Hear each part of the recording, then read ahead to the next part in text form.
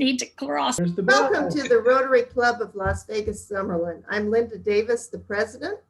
We're so happy to welcome everyone to our last breakfast meeting of the month, except for our work project on this Saturday, which we'll speak about just a little later. Our Rotary Club has had a big week last week, and we'll talk about that later as well, our terrific fundraiser. But in the meantime, will we please have the Pledge of Allegiance with Jim White?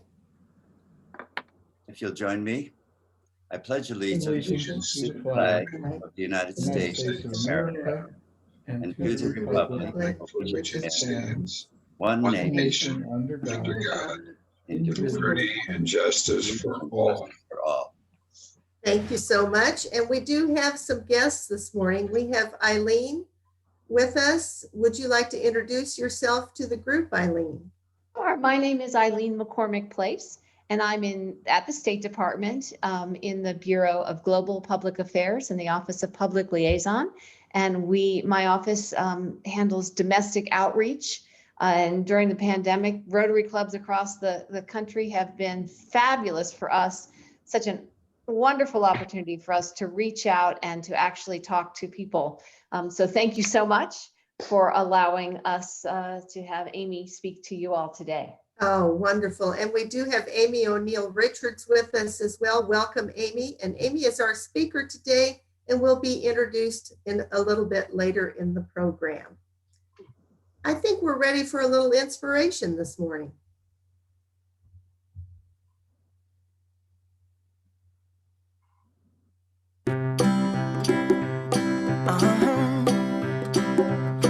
If you ever find yourself stuck in the middle of the sea, I'll sail the world to find you. If you ever find yourself lost in the dark and you can't see, I'll be the light to guide you.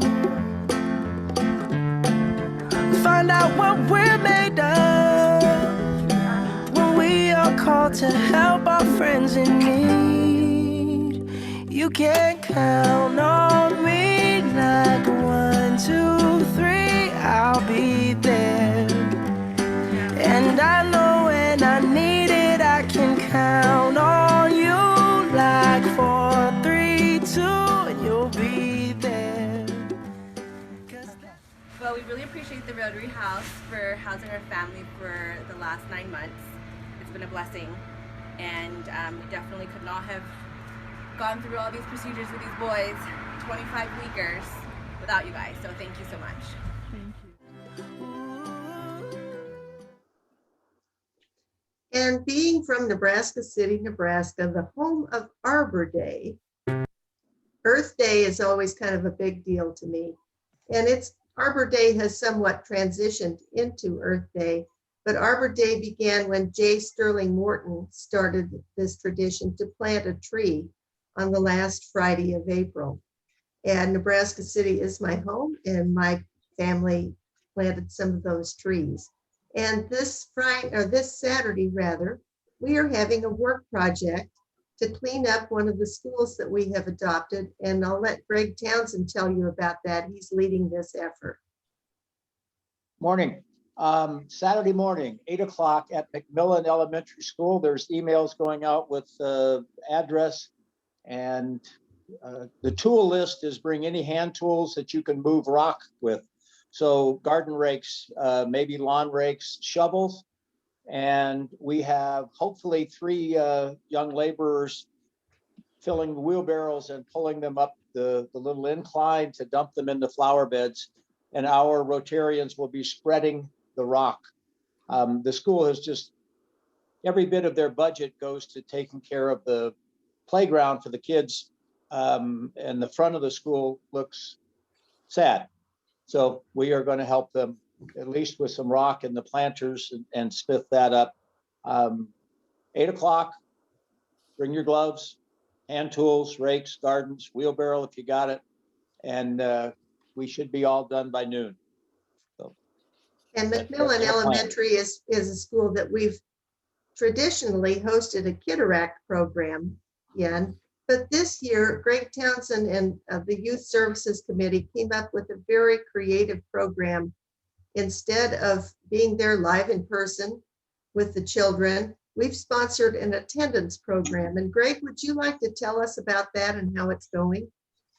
School-wide, with the videos, been very difficult for them to get attendance. It runs about the same as it did when they were meeting in person, which was pretty sad. But for perfect attendance, there's a raffle, and we donate a bike, a bicycle, a helmet, and a bike lock for the winning person, normally with perfect attendance. And how a little kindergartner, first graders are incentivized. A bike goes a long way. So that's transportation for their world.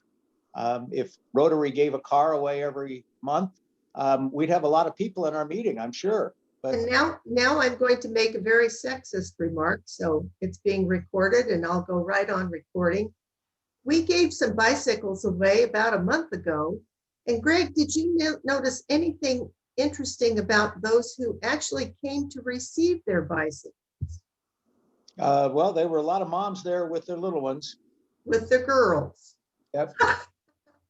The girls all showed up. I don't know, maybe some of the boys showed up a little bit later after I had left, but it was such a happy occasion. We had loud music outside the elementary school. The children came, their parents came, and to see those little kids ride away on their brand new bicycles. And the teachers made the point that it was really quite an accomplishment because they were checking in online for attendance. So there was really not the incentive of going to school to see your friends or to wear your new dress or anything like that. These children want to learn, and that's really encouraging. Greg Townsend and Glenn Ritt do an outstanding job with youth services. So proud of them. Let's move on to our craft talk this morning. Quick second, Linda. Saturday, we should have assistant principal. The principal may be there, and there might be a parent or two dropping by, helping out. So it is a true community event. Even if you're not a really talented landscaper or a big, strong person, we encourage you to stop by anyway and see Rotarians at work. So wear your Rotarians at work shirts that day. Moving on, Dr. White is one of those guys who lots of times shows up for these projects. And let's hear from Jim White with his craft talk this morning. I'd like to show you this to begin with. This hangs in my consultation room. And it simply says that my business model is based on the Rotary's 4-way test. However, I'll say that I have a bit of a script because I know that we are very limited on time.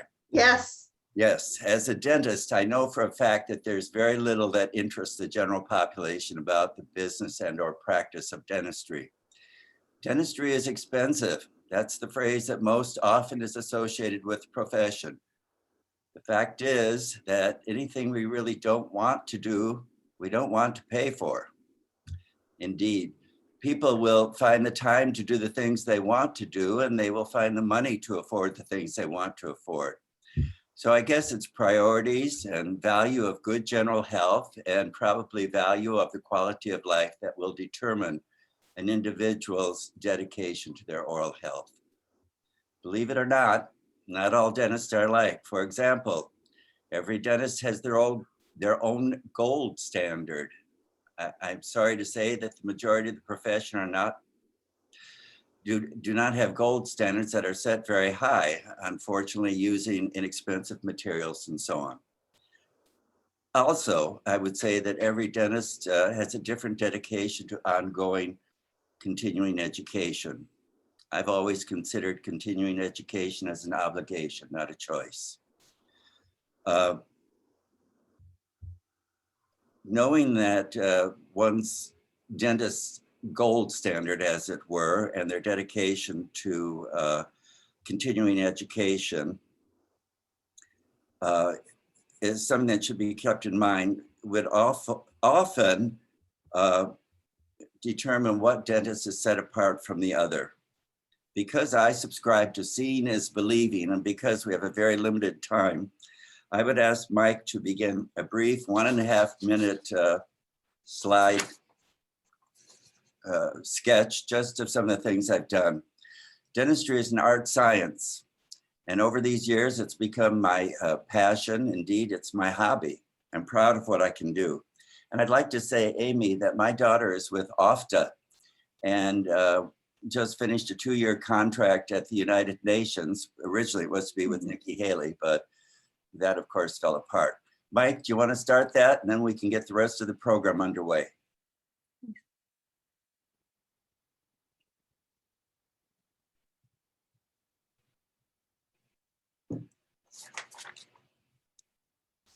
We have a technical difficulty. Can't hear you.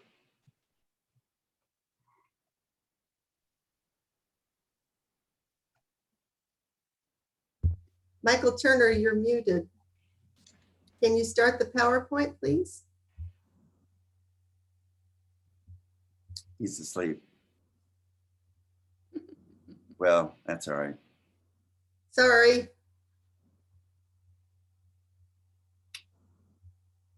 I guess he can't hear us. I'm not sure what's going on there.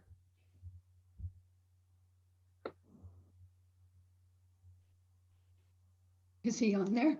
Yes, Michael's on the screen. Oh, he's muted. Yes, he's muted, and we're asking him to start the PowerPoint, please.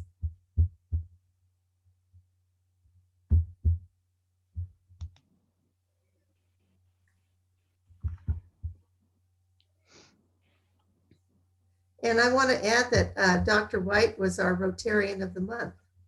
I was, yes, and I was past Rotarian of the year many years ago, and I have been very, very blessed with Rotary's friendship and what they've done. I was so impressed by the fundraiser the other night. I was just gobsmacked. I couldn't believe how well it was done. Yeah, it was terrific. I agree with you. And just to update everybody on the screen, Rotarian of the Month, we'll have a vote in June for the Rotarian of the Year. So we'll have 12 outstanding people up for that honor. Michael Turner, one last time, can we start the PowerPoint for Dr. White?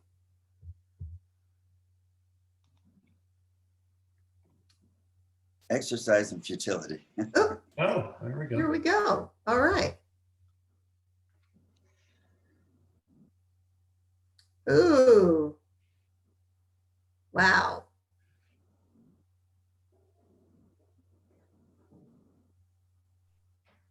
Sorry about that. Had some technical difficulties.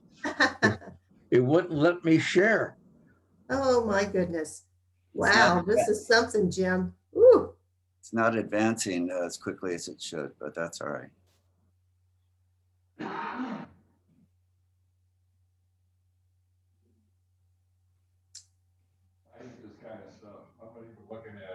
Oh, now that gal had a real makeover. Yeah, she did.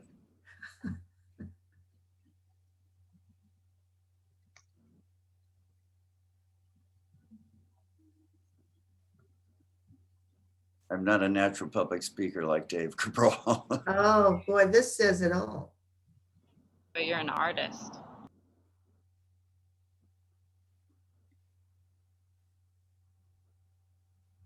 Oh, Jim, are a lot of these veneers? Many of them are veneers, several are crowns.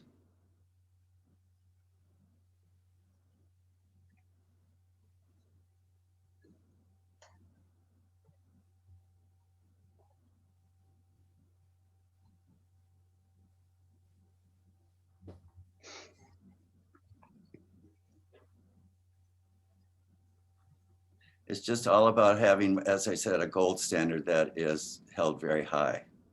Treating people like you'd like to be treated. Look at those happy smiles. Oh.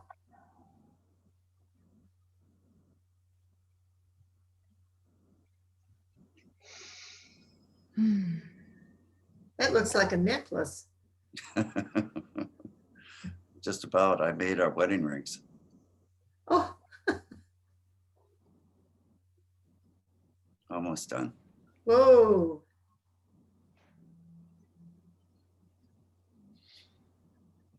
Looks like you work with all age groups. Ooh. Ooh.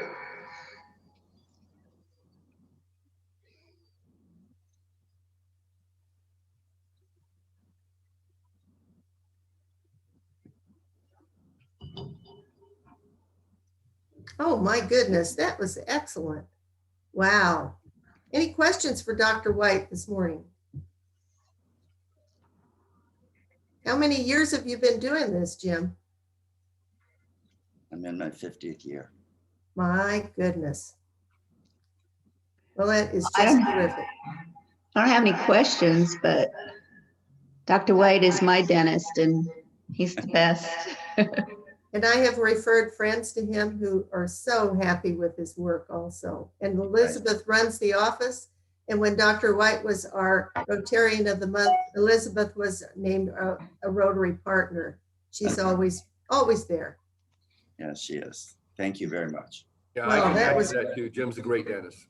That was great. Well, thank you so much. And let's move on and hear from our sponsor this morning, John Holcomb. Good morning, everyone. I'll make this brief. I'm John Holcomb. I'm a private wealth advisor, and I specialize in investment planning, retirement planning, and insurance planning for individuals, families, and businesses. Happy to sponsor. Thank you for having me. Well, John is also our club treasurer and was also quite involved with the fundraiser. In fact, I'm wondering if maybe you've been to the mailbox recently. I think we may have some money in there for our fundraiser. I'm going this morning. Excellent, wonderful. In fact, we've got a couple of treasurers on this morning. John is treasurer for our club. Neil Roth is the treasurer for our club foundation. And I'm going to call those two men into action later today because since Michael Turner had such a successful fundraiser, I'm going to bring the balance of the funds that I raised last year down to the club level to spend, because let's spend that money. And so all of the committees will have about $4,000 more to work with in the coming couple of months. So that's really great. Pat Riley, would you like to introduce our speaker this morning? I would, thank you. And as everybody knows, we've had a number of speakers over the last year to discuss human trafficking, local or organizational representatives, local government representatives. Today we have someone from the federal government. Amy O'Neill Richard is a senior advisor in the U.S. State Department's Office to Monitor and Combat Trafficking in Persons. She was an original member of the office and instrumental in developing its foundational goals and policies. As senior advisor, she engages foreign governments, international organizations, civil society, and the private sector to leverage expertise and resources to prevent human trafficking, and serves as the co-chair of the U.S. government's Senior Policy Operating Group's Committee on Research and Data. Everyone, please welcome Amy O'Neill Richard. Good morning. Can everyone hear me okay? You sound wonderful and you look wonderful. Great. Well, thank you so much for inviting me. I'm very grateful for the invitation. Following on the last PowerPoint, I love your beautiful smiles. It's great to see you all this morning. I feel like this is the best part of my job, the public engagement outreach and development of partnerships and just connecting on a personal level with those that care about the human trafficking issue is really a pleasure. So what I'm going to do with my time is I'm going to share a little bit about the human trafficking issue, the mission and mandate of our office, what the US government is doing, and some ways individuals can get involved. So I'll just start with saying human trafficking is a global crime. According to the International Labor Organization, there's an estimated 25 million individuals victims of human trafficking worldwide, but it also impacts the United States. Next slide, please. So we always begin any presentation just briefly with the definition Trafficking in persons, human trafficking, modern slavery, we use these terms interchangeably, really to focus on human trafficking, particularly sex trafficking and forced labor. Trafficking in persons is a crime. Traffickers use force, fraud, or coercion to compel adults and children to work or to engage in commercial sex acts for profit. It's important to note, though, that when an individual, a person is younger than 18 years old, they're a minor, and they're used in commercial sex, they are considered a victim of human trafficking, regardless of whether or not there's any force, fraud, or coercion. At the center of human trafficking is exploitation and the myriad of coercive and deceptive practices that human traffickers use to exploit their victims for profit. Next slide.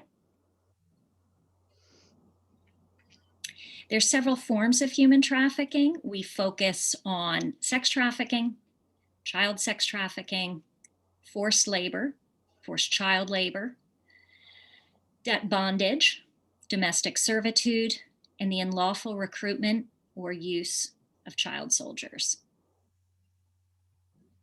Human trafficking robs millions of individuals around the world of their freedom and their dignity. It inflicts harm on communities and societies. It undermines the rule of law. It weakens public health.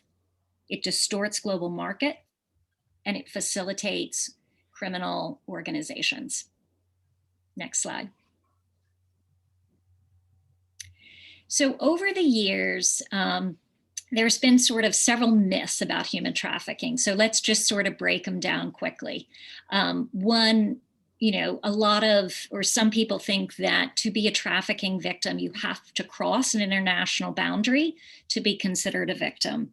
But the reality is individuals can be trafficked in their hometown, in their home state. They don't have to cross a border.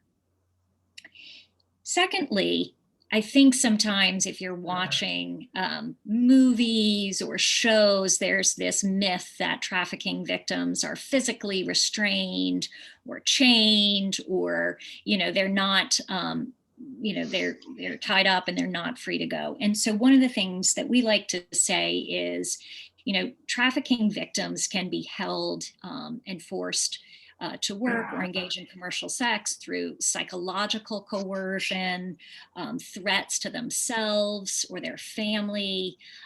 If they are a migrant, they might, a trafficker might threaten to turn them over to the authorities. They might threaten somebody's child if they're, in their home village.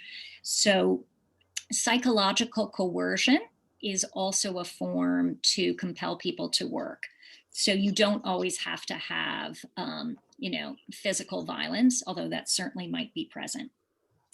Third, human trafficking and human smuggling, oh my God, are the same thing.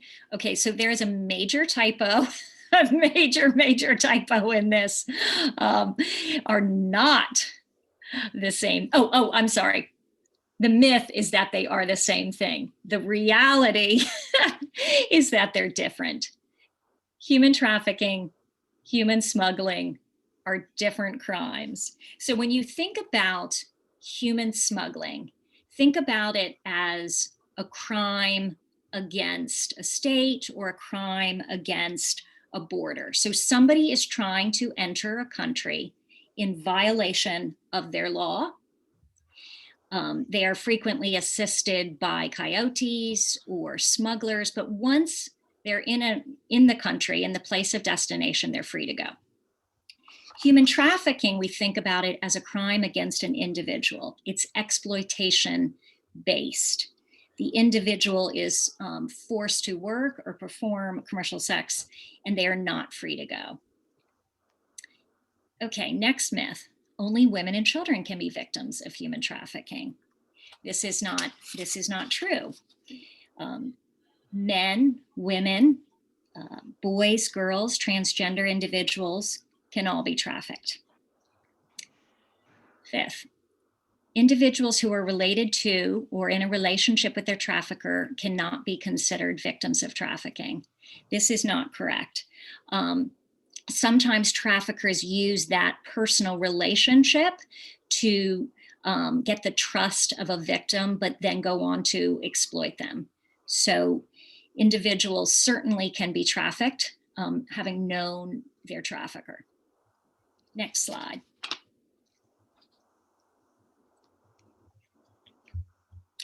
Okay, so now that I've briefly depressed everybody, let's talk about some of the solutions. So the US government has a law, the Trafficking Victims Protection Act of 2000, which sets out the definition of human trafficking. It sets severe penalties for human trafficking. It's a strong law enforcement instrument, but with a victim-centered approach. It provides access to benefits and services for victims. Our law also established the President's Interagency Task Force to monitor and combat trafficking in persons. It's a cabinet level task force that is chaired by the Secretary of State and facilitated by the work of our office. Our law also created our office. It created our office to engage internationally, lead global engagement on human trafficking, but also to coordinate and facilitate the cabinet level task force. So we have a domestic component to our work as well. The law is a strong bipartisan law. We're so lucky and blessed that it's bipartisan, and it's been reauthorized 5 times. Next slide.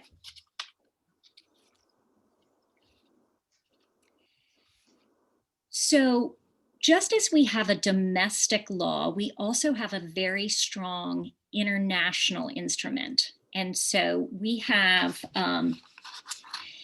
what we refer to as the Palermo Protocol. And so the Palermo Protocol is an international agreement that has been ratified by 178 countries. The lengthy title is the UN Protocol to Prevent, Suppress, and Punish Trafficking in Persons, especially women and children. And so this is attached to the UN Convention Against Transnational Organized Crime. So this law also defines human trafficking, provides a comprehensive international approach covering the areas of prosecution, protection, and prevention.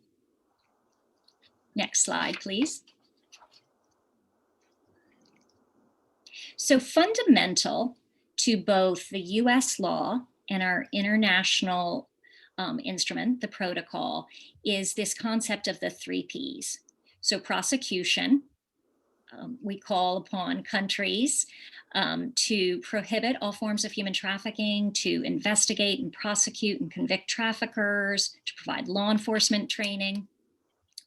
The second P is protection.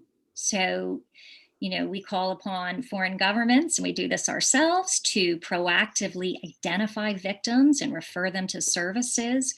We encourage government cooperation with civil society, with faith-based organizations, non-governmental organizations, the private sector. The third P is for prevention. And so prevention covers raising awareness of the human trafficking issue, enhancing education on the issue. We strive for, and think it's a promising practice, to have sort of a whole of government approach. There's a national action plan to combat human trafficking.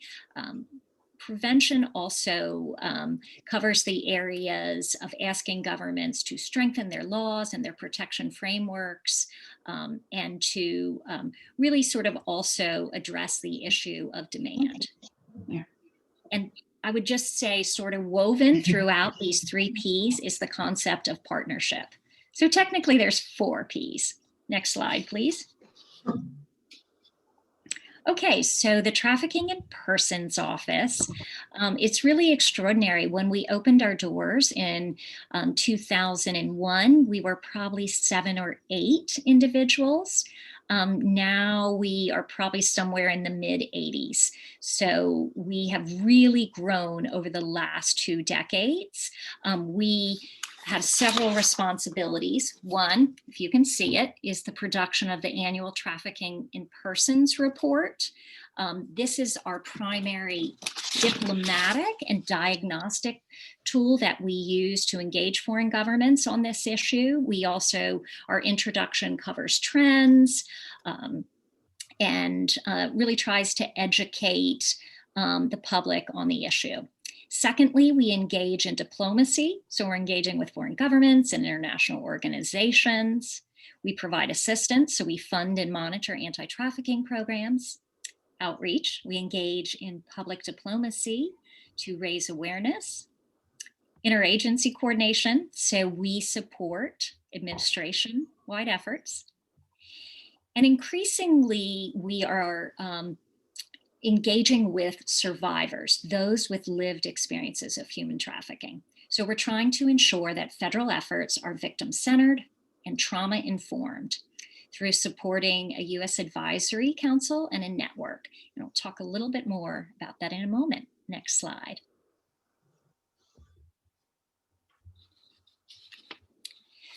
So just a moment or two more on our TIP report. This report is sort of we like to think it's the gold standard, but it really provides a tremendous amount of information. It evaluates the efforts of 188 governments to combat trafficking.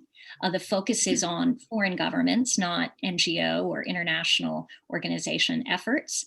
Governments are assessed based on their efforts to combat trafficking, assessed by weighing it against criteria set forth in our Trafficking Victims Protection Act.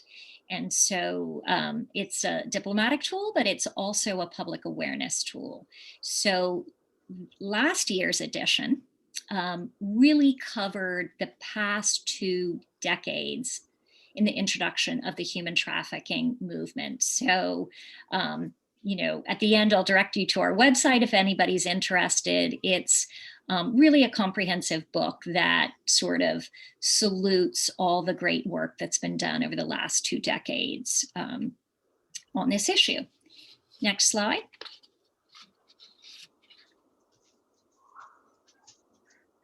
So we also fund anti-trafficking programs globally.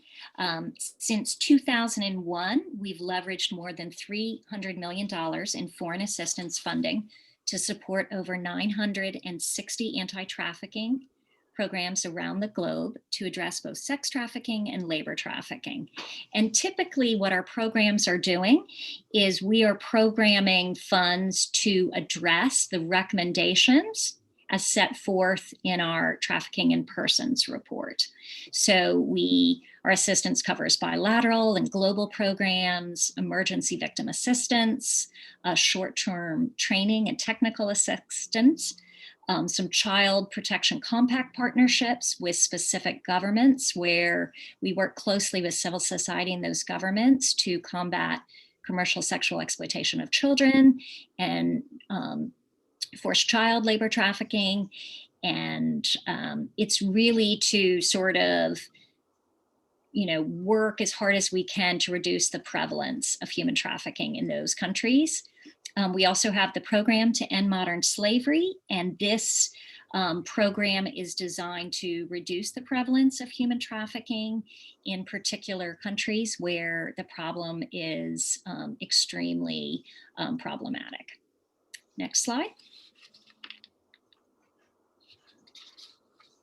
So I mentioned a moment ago that we have this cabinet level task force to combat human trafficking. And our cabinet level task force meets every year to coordinate across the US government. There's 20 agencies that attended to just ensure that there's close coordination amongst the US government entities combating human trafficking.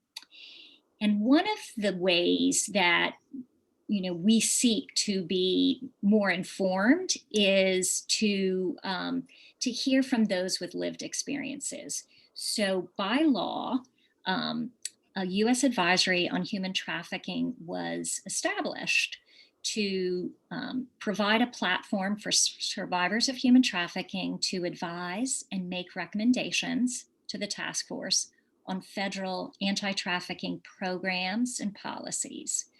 And this just also, we consider it sort of a promising practice for other governments, so that they too might consider having a similar council where they can get the input of survivors. And so we also are putting out there the importance of a trauma-informed, victim-centered approach. Next slide. So another area that has received a lot of attention in recent years is human trafficking in supply chains. So we found that there can be human trafficking in really almost every supply chain. We have increasingly focused on preventing forced labor in global supply chains. So part of that involves looking at government public procurement and making sure that in government supply chains, the US supply chains, that we ourselves are not contributing or facilitating forced labor inadvertently. So we're looking at ourselves, but then we're also asking and working with the private sector and asking them to do sort of due diligence with their supply chains to make sure there's not forced labor in those supply chains. Next slide. So in engaging with federal government contractors and the private sector, there was a lot of questions put forward to our office to say, this is very complex. It's hard to know, if there's forced labor. Are there any tools or resources that the US government can provide us with? So basically, we worked with other US government agencies and we worked with NGOs, Verite in particular, to create an online platform, a website, to better assist federal contractors and any company that wants to mitigate the risks of human trafficking in their supply chains can come to this site. It'll help them better identify, prevent, and address the risks of trafficking. So there's an interactive map, there's a series of tools on risk management. There is research on 11 key sectors and 43 commodities at risk for trafficking. There is tools tailored for the seafood sector. There's tools tailored for the food and beverage sector. There's soon to be, in a couple of months, tools on the private security sector. And so it's a free resource. And you can see the website right there. Next slide.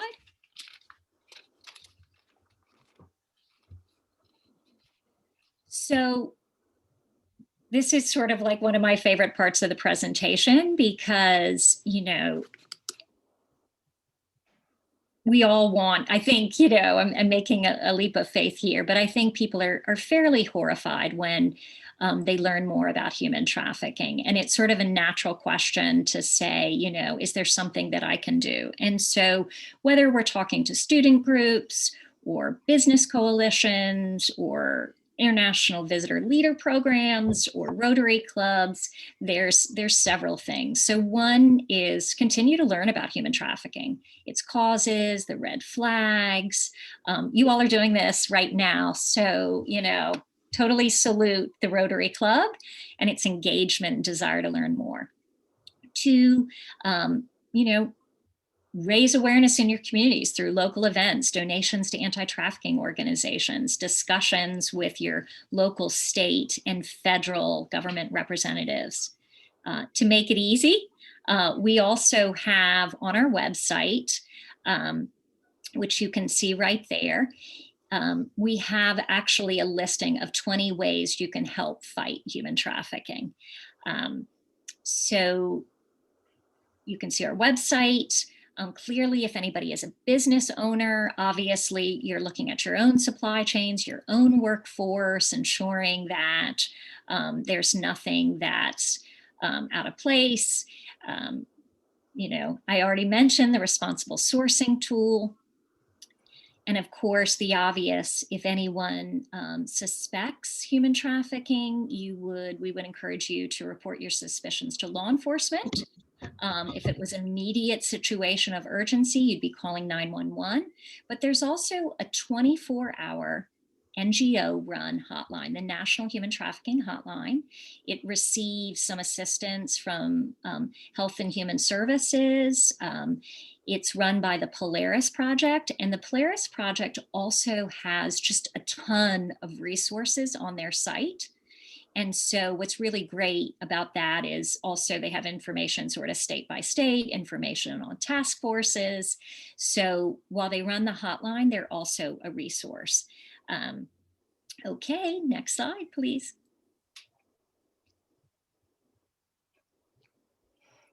So the next two slides are on sort of a time lag. And so hopefully in a moment, a picture is gonna pop up. Yep, there we go.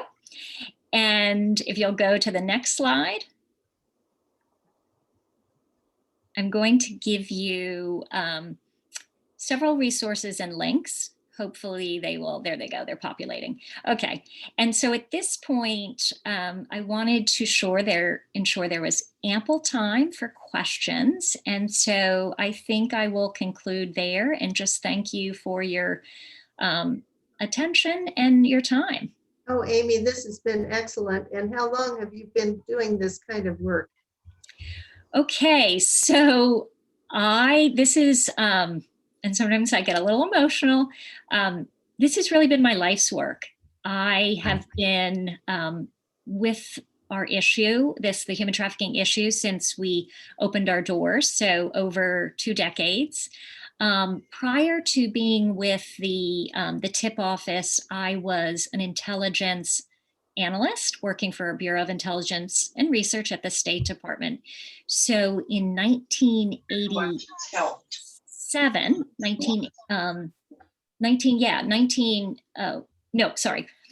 I have to date myself. I was an intelligence analyst in the, this is what happens when you're 55, you have a moment of a brain freeze, in the late 90s, and was sort of horrified when I heard about human trafficking and sought to do some research and see what the intelligence community was doing on this issue.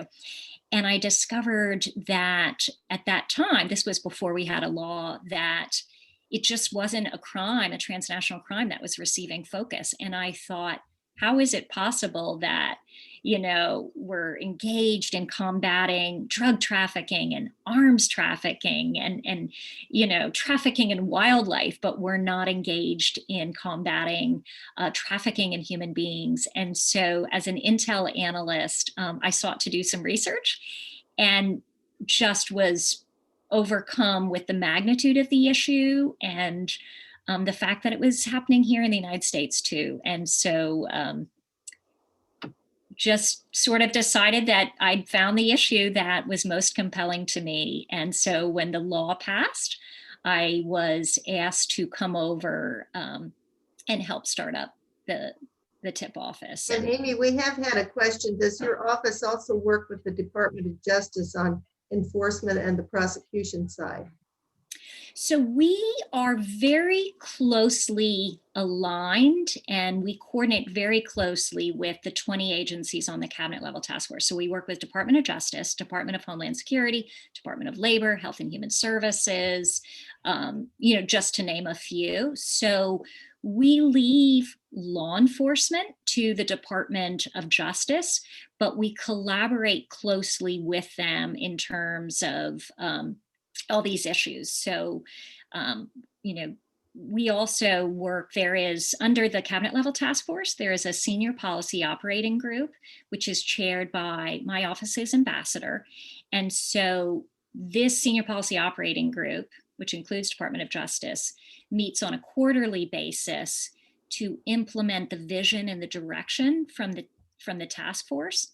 And there's several committees. So there's a committee on, public awareness and outreach, a committee on research and data, which I actually co-chair with Department of Justice. There's a committee on procurement and supply chains. So we're very lashed up with them and meeting on a regular basis, but we do leave, of course, the investigations, the prosecutions, the convictions of traffickers to Department of Justice. Does anyone else have questions for Amy? Because as someone else noted, we have a busy program this morning. Neil? I have one quick question. There's a lot of concern going on with what's going on at the border at this point. Are you guys involved in trying to figure out what's happening down there? You know, you read about this stuff, you don't know what's true and not true, so. Yeah, so we, every government agency, particularly the State Department and Department of Homeland Security and Department of Justice and Health and Human Services is highly focused, engaged, and interested and trying to, elevate strategies. And so, of course, from the perspective of the State Department and our office, we're very concerned with ensuring that there is any identification of human trafficking victims in these populations and, in the migrants, but they, 100% we're working with the other government agencies on this. And we have one more question for you. Can I finish? Just as a couple, I'm talking specifically about the overflow that's occurring at our southern border right now. So what are we doing to try to alleviate what's, the trafficking in that particular instance? Right. So as it's specific, those particular issues are going to be handled by Department of Homeland Security and Health and Human Services, but the trafficking issue and the trafficking in persons office and the State Department would be coordinating and engaging with them as it relates to the issues of trying to ensure that they are identifying any human trafficking victims in those populations. Okay. Amy, we have one question that came through on the chat, and I see that we have another one lined up, but we're going to have to wrap this up in a couple of minutes. How have you observed social media, Instagram, Facebook, affecting human trafficking? So technology and social media can obviously be a force for good, or it can facilitate the problem. So we definitely have, there's tremendous concerns that there's been an increase in minors who are being advertised for commercial sex on these social media sites, that there's concerns that traffickers are, using social media to blackmail individuals to get them to, to exploit them. But we also see technology being used, in creative, innovative ways to, crowdsource where there are, the greatest concerns, to get certain apps where individuals can safely and anonymously report if they're in a situation of human trafficking, to help people better identify where there is forced labor in global supply chains. So technology and its application to combat the problem is also something we're exploring with tech companies and other governments. And Lee Weber has a question, and I'm afraid this will be our last question, Amy. Well, thank you, Amy. I want to commend you. There are 195 countries in the world, and you have 187 of them cooperating. That's fantastic. Of the 8 that remain, are there any significant nations that are not helping in this regard? Yeah, so I guess 2 thoughts. One, we think human trafficking occurs in every country. And for those countries or places that are not on our trafficking in persons report, it's because we simply didn't have the data or the access to the information. They were such closed societies that it was hard to get it. When you look at our trafficking in persons report, those countries that are placed in tier 3, which is the lowest of the tiers, those countries have been, and their governments have been deemed as not even meeting basic minimum standards to combat human trafficking, and in some cases are facilitating trafficking. So in the 2020 TIP report, we actually called out 10 countries that we thought were state sponsors of forced labor, and those are in our report.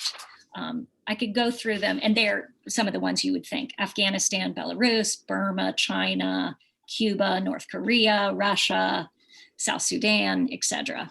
So some of the worst offenders you will find in our tier 3, and with the other countries that are not captured, it's because we just simply couldn't have access to the data.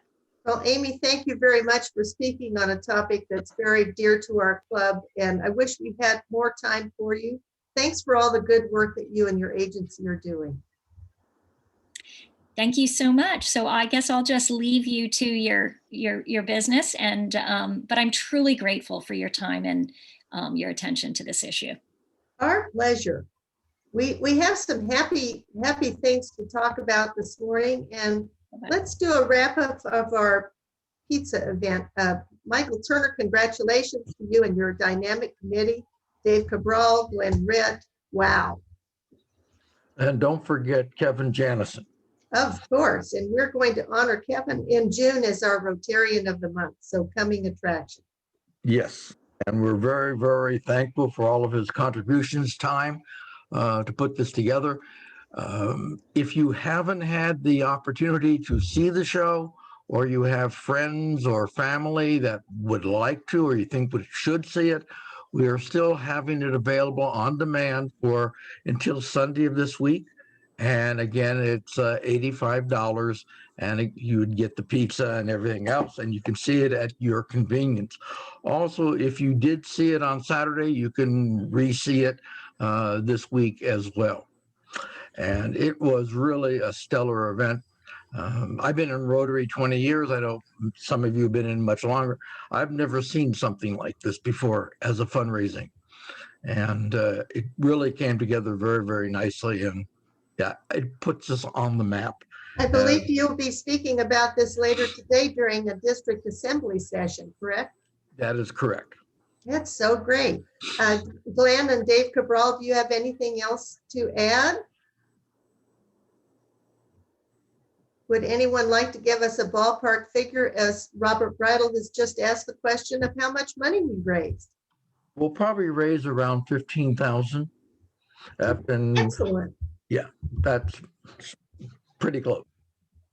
And a lot of us on the screen today bought tickets, had sponsorships, just donated money. And that is how we continue to do the good work that our club does so well. So thanks to everyone for your help and participation in this. Yeah, I would like to add thank you to those that helped us out with this. It was a lot of work. In a lot of ways, it was a lot of fun. It was a learning experience. It was certainly something that none of us had any experience doing anything like that. Joel Seedman was probably the closest to anyone in the club that has any experience in the entertainment field. And thank you. And I hope you all enjoyed it, because it was. Well, Dave Cabral, we have all agreed that you've missed your calling as a television personality, that you were just such a natural at this. We thought that maybe you did this on the side and we didn't even know. No. Well, great. Glenn Ritt and Michael Turner, would you like to talk about district assembly tonight and during the next couple of weeks? In the past, you would have certain gauntlets to go to the assembly: time, transportation, money. The access to the assembly this year, due to the pandemic, offers it up virtually to all of our members. And does everybody have access and has received at least the Zoom information if they so choose to come? Show of hands. It went out, good. It went out to everybody in the last 48 hours. It begins tonight at 5:30. They're 1-hour sessions. There'll be 6 of them over 3 different days. There may not be the opportunities that president-elects, who are the ones that usually attend this, or almost on a required basis, to sit around collaboratively around the table, compare notes, but we're going to try our best to have a great deal of participation by different clubs. It begins at 5:30 with a session that I'm moderating on how to achieve success with service projects, and follows with fundraising tonight. Two really important sessions. And it'll be recorded, and we'll make sure that people that don't get to see them will be able to see them. They're 1 hour each. Tonight, for instance, for the one that I'm doing, one of our projects, Rise Against Hunger, will be featured. We have a project, Santa Claus, of course, because it's a Vegas-wide event, and then two from California to keep it even, Steven. One from Industry Hills and one from Pasadena. So we encourage you to join us at 5:30 and stay on board. There'll be another one right after that, who somebody else can talk about. All right, and then the following Tuesday and May 4th, we have sessions at 5:30 and 6:30, and these are all available on the district calendar. You can go to our club website, rotarysummerlin.org. Mike Levy, did you have something you wanted to add? Yeah, I did. You should register, so you'll actually get an email on DACDB so that you'll get the actual link slammed right at you. Excellent. I think that you're involved with the membership portion. So we have several members of our club, me included. I'm on the district PR committee, who participate on a district level in various areas of service. Okay, we have just a couple of minutes left for Happy Bucks. Does anybody want to express happiness this morning? Ooh. Hey, I'm going to give $5. My son's 26th birthday was yesterday. Congratulations. You had him when you were 12. Okay. And a half. Anyone else? I'll give a few happy bucks that this event is over and I get my life back now. Number one, and number two, I'll give a few happy bucks for all the help I got from Glenn, because this would not have happened without him and his ideas and his energy and his time. Yes, and UNLV Fine Arts did a terrific job putting this all together for us. So we thank Diane Zapak too. Anyone else? Hey, I will give $5 happy bucks for my son's birthday, who is twice the age of Neil's son. Ooh, okay, excellent. Well, I wanted everyone to know this isn't a happy buck announcement, but it's an announcement. Recently, two members of our club lost parents, and I was sad to hear that David Dendy's mother passed away, that I learned yesterday. And also Arthur Gamboa lost his mother. And I went to see Arthur last week, and he's been through a really tough time. And he wanted me to tell all the members of the club how much he has appreciated our reaching out to him, and just to let him know that he has a Rotary family behind him, as well as his own family. His mother died from COVID. And David Dendy's mother had cancer and had been battling it for some time. So this is the time that we all reach out and remind those two guys that they have a lot of friends. Everybody needs a friend when they lose a parent. Does anybody else have announcements this morning? Wow, we're doing really good. John Holcomb, would you like to lead us out with the four-way test? Sure will. Is it the truth? Is it fair to all concerned? Will it build goodwill and better friendships? Will it be beneficial to all concerned? And thank you all for attending, and we are adjourned.